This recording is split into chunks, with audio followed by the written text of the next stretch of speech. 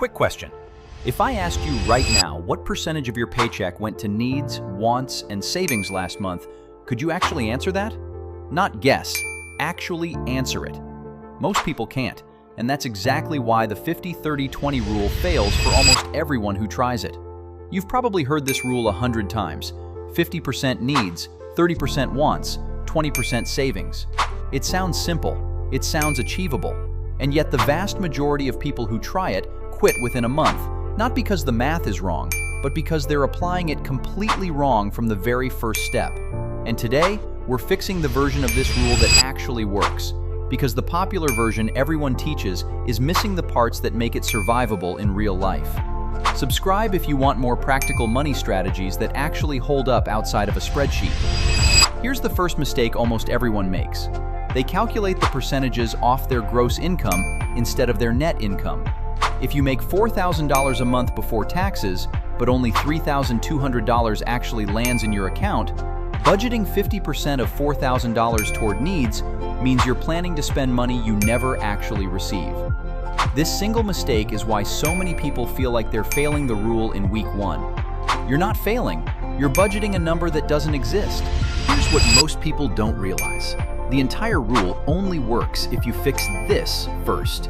Every percentage from here forward should be based on what actually hits your bank account, not what your offer letter says you earn. Step 1.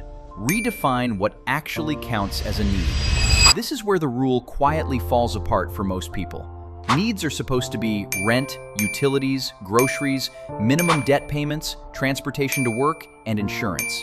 But somewhere along the way, people start sneaking in things like subscription services, the premium phone plan, and the nicer apartment they could technically live without. If you're spending 65% of your income on quote-unquote needs, the problem usually isn't the rule. It's that your needs category has wants hiding inside it wearing a disguise. Step 2. The 30% wants category isn't meant to be guilt-free spending. It's meant to be intentional spending. Here's the distinction nobody explains clearly. Wants aren't bad. Wants are allowed.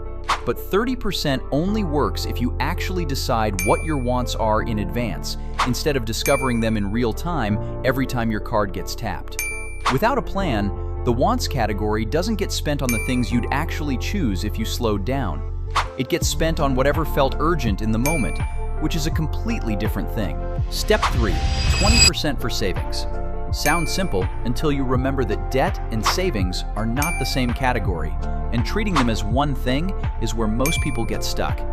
If you have high-interest debt, that 20% needs to be split intentionally between attacking that debt and building even a small emergency cushion.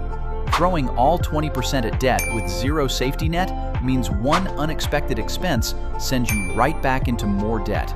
Throwing all 20% into savings while ignoring 24% interest debt means you're losing money in one place while slowly gaining it in another. The order matters, and the popular version of this rule almost never explains that part. Now here's the number that changes how you should actually approach this. If your needs genuinely consume more than 50% of your net income right now, the fix isn't guilt, it's math. You either need to lower your needs, which sometimes means a real conversation about rent or transportation costs, or you need to temporarily adjust the ratio itself, maybe running 60-20-20 for a season instead of 50-30-20, until your needs percentage naturally comes down. The rule was never meant to be a rigid law. It was meant to be a target you adjust toward, not a wall you slam into and give up. Let me give you an example that makes this click. Two people both earn the exact same net income.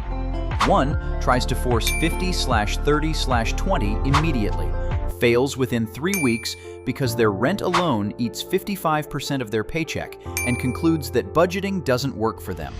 The other looks at the same numbers, realizes their needs are currently at 58%, and deliberately runs 58-22-20 for 6 months while working on lowering housing costs, then gradually shifts back toward 50-30-20 as their situation improves.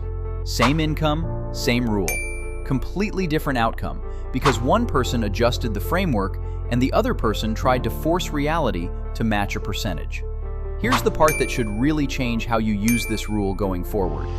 The 50-30-20 framework isn't meant to be followed perfectly from day one. It's meant to be a diagnostic tool. When you actually calculate your real percentages honestly, based on net income, with needs correctly defined, you find out exactly where the imbalance is coming from. Maybe it's housing. Maybe it's a want disguised as a need. Maybe it's debt eating into what should be savings. The rule doesn't fail people. People fail the rule by expecting it to work without first doing the honest math that makes it accurate. So here's your actual move today. Pull up your last month of real spending, not your ideal spending, your actual spending. Calculate it against your net income, not your gross. Separate genuine needs from disguised wants.